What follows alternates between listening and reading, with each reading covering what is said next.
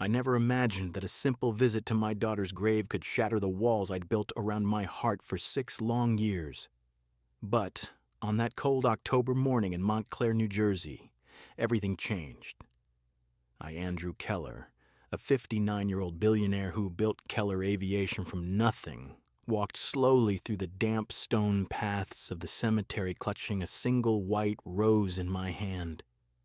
The air was crisp, laced with the scent of fallen leaves and distant rain.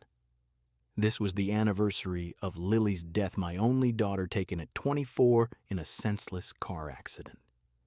Judith, my wife, had been gone for 10 years to cancer, leaving me alone in my sprawling 8,000-square-foot mansion that felt more like a mausoleum than a home. Each year I came here to lay the rose and whisper apologies into the wind, regretting the choices that drove Lily away. But that morning, as I crested the small hill where her headstone stood etched with her name, Lily Keller, beloved daughter, I froze. I wasn't alone. A young man, knelt before the grave, his shoulders hunched, tears streaking his face. Beside him sat a little girl no more than 7, in a purple sweater, carefully arranging small stones into a triangle on the base of the headstone. Her small hands moved with purpose, as if building a tiny monument of her own. Anger surged through me first. This was my private ritual, my space for grief. "Excuse me," I said sharply, my voice cutting through the quiet like a blade. "This is a private grave. I'm Lily's father." The man jumped to his feet, wiping his eyes hastily, his face flushed with embarrassment. He was in his early 30s, dressed in worn jeans and a faded jacket, the kind of clothes that spoke of hard work and little else. "I'm so sorry, Mr. Keller," he stammered. "I didn't mean to intrude. My name is Caleb Turner, and this is Emma." The girl looked up, then her blue eyes locking onto mine. They were clear, piercing, with those faint brown flecks around the pupils exactly like Lily's. My breath caught in my throat. It was as if a piece of my daughter stared back at me, alive and innocent. "What did you just call me?" I demanded, my voice trembling now, not with anger, but with something deeper, a fear I couldn't name. Caleb swallowed hard, his eyes filled with a mix of sorrow and resolve. "Emma. She's your granddaughter." In that instant, the world tilted. The rose slipped from my fingers, landing softly on the grass. Emma tilted her head, watching me curiously, then picked up one of her stones, a smooth one shaped vaguely like a heart, and held it out to me. "For you," she said softly, her voice like an echo from a life I'd lost. I couldn't speak. I could only stare, my mind racing through memories of Lily's final years, the arguments, the silence. How could this be? And yet, those eyes, they were undeniable proof. The words hung in the air like a ghost from a past I'd tried to bury. "Your granddaughter." I stared at Caleb, my mind reeling, the cemetery spinning around me. How could this be? Lily had never mentioned a child, never hinted at a life beyond the walls we'd built between us. But those eyes, Emma's eyes, were undeniable. They pulled me back, through years of regret, forcing me to confront the man I'd been. That night, after leaving the graveyard in a daze, I drove home to my empty mansion in the hills of Montclair. The house was a monument to my success, polished marble floors, crystal chandeliers that caught the light like frozen stars, walls lined with awards from Keller Aviation. I'd built an empire in private jets, ferrying the wealthy across skies while my own world crumbled. But success couldn't fill the silence. Judith's death from breast cancer 10 years ago had left a void, and Lily's accident 6 years later had sealed it shut. I'd thrown myself into work, expanding routes to Europe and Asia, amassing a fortune that Forbes estimated at over $2 billion. Yet here I was, alone at 59, silver hair thinning my once sharp features, softened by grief and isolation. I poured a scotch in my study, the amber liquid swirling in the glass as I sank into the leather armchair. The encounter replayed in my mind Caleb's tear-streaked face, Emma's innocent stone heart offered like a lifeline. Who was this man? And how had Lily, my brilliant, rebellious daughter, ended up with him? Lily had been my everything once. Born when Judith and I were still young and full of dreams, she inherited her mother's artistic soul and my stubborn drive. But I molded her in my image. From childhood, I pushed her toward business, private tutors in the economics summers at aviation conferences. Art is a hobby, Lily, I'd say. Real life demands structure. She wanted to paint, to lose herself in canvases of color and emotion, but I forbade it. You'll take over Keller Aviation one day, I insisted. She enrolled in an MBA program at my urging, but her heart wasn't in it. At 22, she dropped out, moved to Brooklyn, and took freelance graphic design jobs. Our fights escalated. The last one 2 years before her death still haunted me. She'd come home one weekend, her eyes defiant. Dad, I'm seeing someone. He's not from your world. He works odd jobs, but he makes me happy. I exploded. A nobody. After all I've given you, if you walk out that door with him, don't come back. She left without another word. We didn't speak again. Then the call came a rainy night, her car skidding off the road into a ravine. She and a friend died instantly. I buried her, but the guilt buried me deeper. Now this Caleb Turner, from what little he'd said at the grave, he seemed unassuming a man in his early 30s with calloused hands and a quiet demeanor. I'd had my assistant run a quick background check that afternoon. He was 32, a freelance maintenance worker fixing electrical and plumbing systems for small offices and factories around New Brunswick. No criminal record, just a string of modest addresses and tax returns that barely scraped above the poverty line. He worked freelance to have flexible hours, I'd guessed, for Emma. How had Lily met him in some Brooklyn cafe, perhaps, where he was repairing lights and she was sketching logos? 2 years together, he'd said. Long enough for love for a child. Emma, the name echoed in my head like a whisper from Lily. 7 years old with that purple sweater hugging her small frame, her fingers deftly arranging stones as if creating order in a chaotic world. Those eyes weren't just similar. They were identical to Lily's at that age, the blue so vivid it pierced. You flecked with brown like autumn leaves in a clear stream. I pulled out an old photo album from the shelf, flipping to a picture of Lily at 3, hugging a teddy bear, her gaze full of wonder. The resemblance stole my breath. Caleb had handed me a crumpled envelope before we parted. Lily wrote this, he'd said softly. She meant to send it, but she never did. I hadn't opened it at the grave, too raw, too public. Now, in the dim light of my study, I tore it open with trembling fingers.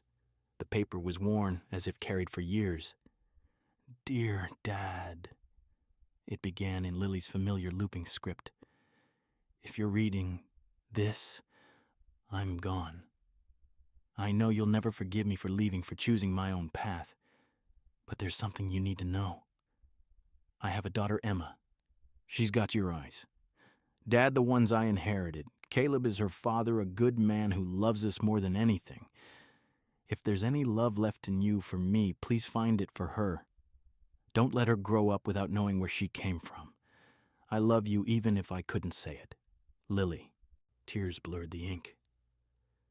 I set the letter down my chest, aching. Emma, my granddaughter.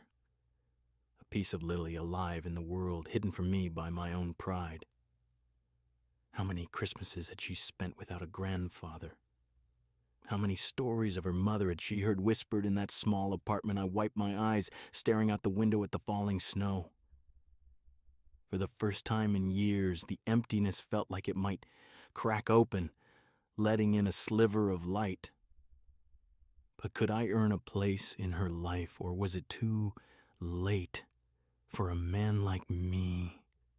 The revelation from Caleb lingered in my thoughts like a shadow I couldn't shake. That night after reading Lily's letter, sleep evaded me. I pace the halls of my mansion, the echo of my footsteps a hollow reminder of the emptiness that had defined my life for so long. Emma, my granddaughter.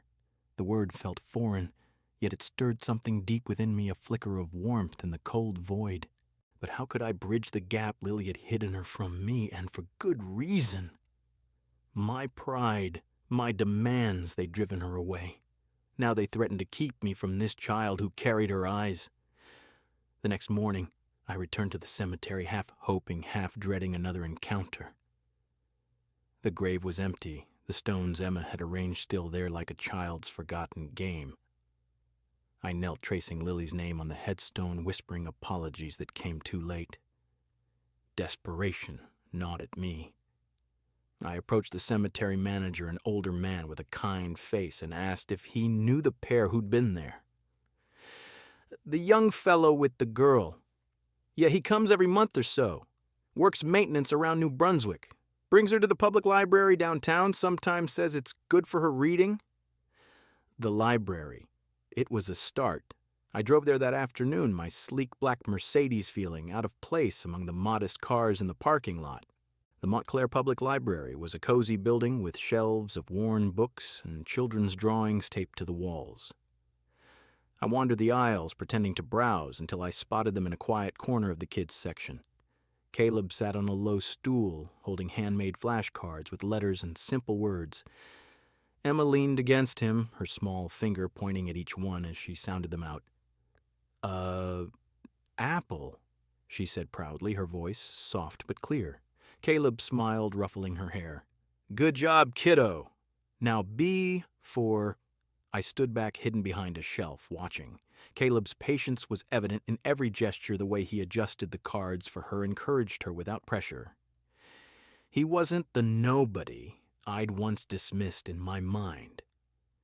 He was a father, fully present, something I'd failed to be for Lily. Emma glanced up suddenly, her eyes meeting mine across the room.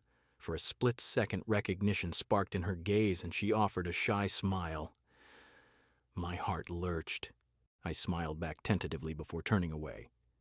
I couldn't approach, not yet. Caleb's wariness at the grave had been clear. He saw me as a threat. That evening I instructed my assistant to dig deeper. Discreetly, of course. By morning I had a file: Caleb Turner, 32, single-father, freelance electrician and plumber. His income was modest enough to cover rent on a 2-bedroom apartment in New Brunswick, but little more. No family listed. He'd grown up in foster care, worked his way through community college for a trade certification.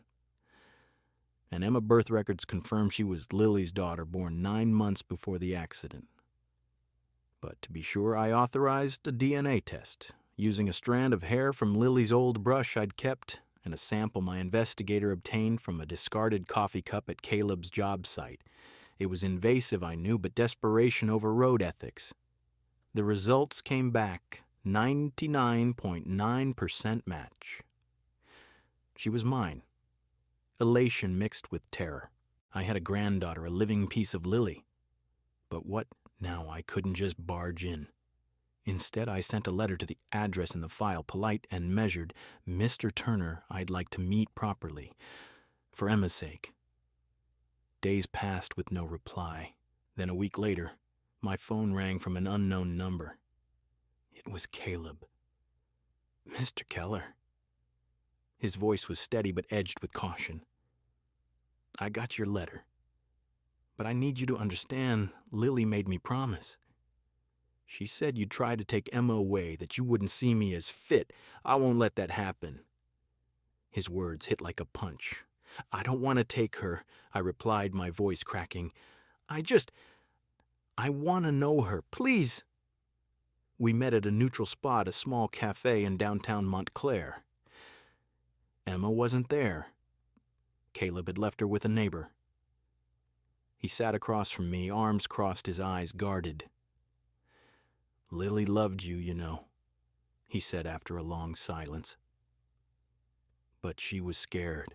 She told me stories how you controlled everything, how you cut her off when she chose me. I was just a guy fixing wires in her building, not good enough for the Keller name." I winced, the truth stinging. I was wrong, I admitted. I pushed her too hard.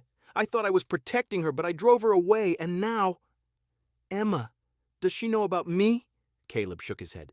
Not much. Lily told her stories about her grandma Judith, but she said it was complicated. Emma asks sometimes why she doesn't have a grandpa like other kids. The ache deepened. I pictured her at the library learning letters without the luxuries I'd given Lily private school's tutors. Yet she seemed happy loved. Let me help, I offered. School clothes, anything. I won't interfere. He eyed me suspiciously.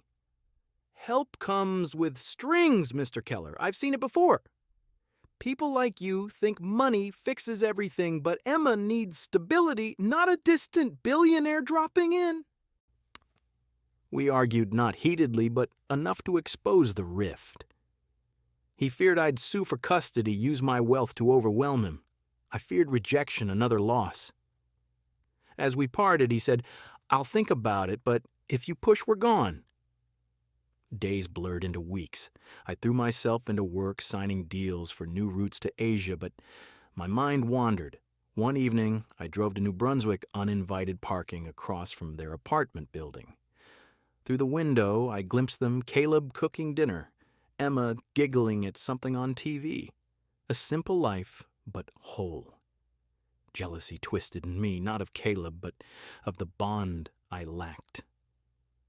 The call from Caleb came like a lifeline in the midst of my turmoil.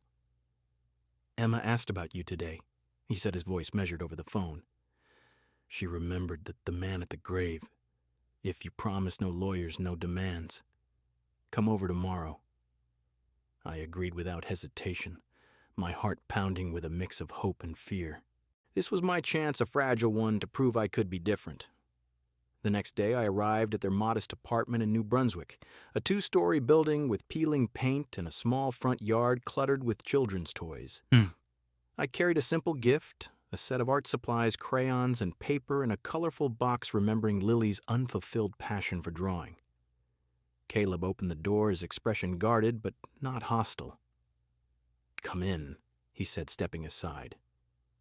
The living room was cozy, filled with the warmth of lived-in clutter books stacked on shelves, Emma's drawings taped to the walls, a faint scent of pasta sauce from the kitchen. Emma peeked out from behind her father's leg, her blue eyes wide with curiosity. Hi, she said shyly, clutching a stuffed rabbit. I knelt to her level, offering the box. This is for you, I murmured. I heard you like to draw. Her face lit up as she took it, immediately sitting on the floor to unpack the crayons. For a moment, watching her scribble on the paper, I felt a pang of what could have been Lily at that age, creating worlds with her imagination, while I pushed her toward spreadsheets. Caleb and I sat at the kitchen table while Emma played nearby. The conversation started awkwardly with small talk about the weather and her school, but soon the weight of the unspoken pressed in. Why now? Caleb asked, his eyes searching mine. Lily was terrified of you finding out. She said you'd see me as unfit a guy scraping by on maintenance jobs, no fancy degree. She'd cry sometimes, worrying you'd take Emma away. His words cut deep, echoing the regrets I'd carried since Lily's death. She had every right to fear that, I admitted, my voice low. I was controlling, blind to what mattered. I thought success meant molding her into my image business school, the company. When she chose you, chose freedom, I cut her off. It was my pride, my fear of losing control, and I lost her anyway. Caleb leaned back, rubbing his temples. We met when I was fixing the wiring in her apartment building. She was sketching logos for some freelance gig, and we just clicked. I worked double shifts to support her through the pregnancy. She was so happy, Mr. Keller, but she never stopped missing you even if she wouldn't admit it. I slid from my chair, kneeling on the worn linoleum floor. I'm sorry, I choked out, looking up at Caleb. For what I did to Lily, for the pain I caused. I don't deserve this chance, but please let me try to make it right. Not with money, but with time. With love. Caleb stared at me, surprise flickering across his face. He extended a hand, pulling me up. Lily always said you were stubborn, but capable of change, for Emma's sake. Okay. Emma must have heard the emotion in our voices. She ran in from the living room, her small arms wrapping around my legs in an unexpected hug. "Don't cry, Grandpa," she said softly, using the word for the first time. The sound of it, Grandpa shattered the last of my defenses. I scooped her up, holding her close, inhaling the scent of crayons and innocence. "I won't, sweetheart," I whispered. "Not anymore." From there, things shifted. Caleb agreed to let me visit more often, starting small park outings, story time at the library. I offered practical help covering Emma's school fees, setting up a health insurance plan, even quietly purchasing a modest house nearby so they could have more space without uprooting their life. At first, Caleb hesitated, but when Emma beamed at the idea of a bigger room for her art, he relented. "Just promise it's not about control," he said. I nodded. "It's about family." That week, I met with my lawyers to revise my will. Emma would inherit a trust fund, but with conditions accessible at 25, only after completing a community service project. I didn't want her defined by wealth as I'd tried to define Lily. Instead, I wanted her to understand giving back to build her own path. As I left their apartment that first day, Emma waved from the window, her smile a mirror of Lily's. For the first time, the weight on my chest lifted. I'd lost so much, but here was redemption, a second chance to be the father, the grandfather I should have been. As the weeks turned into months, that fragile bridge between Caleb, Emma, and me began to strengthen. What started as tentative visits evolved into something more natural, a rhythm of shared moments that filled the hollow spaces in my life. I'd pick Emma up from school some afternoons, her small hand slipping into mine as we walked to the park. She'd chatter about her day, her drawings, her dreams of getting a dog someday. Caleb joined us often, his initial wariness fading into cautious trust. We didn't speak much about the past at first. Instead, we built new memories like baking cookies in my oversized kitchen or reading bedtime stories in the guest room I'd turned into her space. But the true turning point came on Lily's birthday. It would have been her 30th, a milestone that hit me harder than I expected. I suggested a small gathering at the cemetery, nothing grand, just the three of us. Caleb agreed, and we met there under a sky painted in the soft oranges of autumn dusk. I brought a simple wooden table, a few candles, and a cake. I'd baked myself chocolate, Lily's favorite. Emma carried a rolled-up paper, her latest artwork clutched tightly. We sat up near the headstone, the air crisp with the scent of pine and earth. Emma unrolled her drawing, a colorful scene of 3 stick figures under a big tree with a 4th floating above like an angel. "That's Mommy watching us," she explained, pointing to the ethereal figure. "And that's us, you, me, and Daddy, and the dog we might get someday." Her innocence pierced me. I lit the candles, and we sang a quiet, happy birthday. To the wind, our voices blending in the fading light. Afterward, as Emma placed her drawing on the grave, weighted down with a stone, I pulled out Lily's letter once more. I'd read it countless times, each word a dagger and a balm. Sitting on the grass, I read it aloud again, my voice steady but thick with emotion. "If there's any love left in you for me, please find it for her." Emma listened, her head tilted, then crawled into my lap. "Don't be sad, Grandpa," she whispered, wrapping her arms around my neck. "Mommy's happy now. She has us." Tears fell freely then, not just for loss, but for the grace of this second chance. Caleb watched silently, a faint smile on his lips as if seeing the pieces fall into place. In the days that followed, I formalized what had been brewing in my mind. I met with my lawyers to revise my will. Emma would inherit a significant trust. Not all of it, but enough to secure her future. but I added conditions she could access it at 25 only after completing a community project of her choice.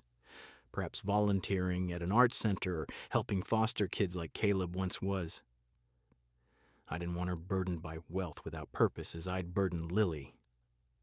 It's not about the money, I told Caleb when I shared the news over coffee. It's about giving her roots, not just wings. He nodded, his guard fully down now. Lily would approve, he said. She always wanted her to be free. We started traditions, weekly dinners at my house where Emma helped cook, trips to the zoo, her laughter echoing as she fed the giraffes, quiet evenings where I'd tell stories of Lily as a child, her first painting, her rebellious streak. Caleb opened up to sharing photos of Lily during her pregnancy, her face glowing with joy. In return, I offered practical support without overstepping, enrolling Emma in art classes, covering medical checkups, even helping Caleb expand his freelance business with some connections from my network. He accepted not out of obligation, but because he saw I wasn't trying to control, just to be part of their world. One crisp autumn afternoon, as the leaves turned gold and red, we gathered at a local park. Emma raced ahead on her bike, her purple helmet bobbing. Caleb and I sat on a bench watching her circle the path. You know, he said quietly, I was scared you'd turn out like Lily described. But you've changed. I looked at him, the man who'd loved my daughter when I couldn't. Losing her broke me. But finding Emma and you, it's teaching me to heal. Emma pedaled back breathless and beaming. Grandpa pushed me on the swings. I stood taking her hand, feeling the warmth of connection I'd long forgotten. As I pushed her higher, her giggles filling the air, I glanced back at Caleb, who smiled and waved. For the first time in a decade, I wasn't alone. The mansion no longer echoed with silence. It rang with life on the weekends they visited.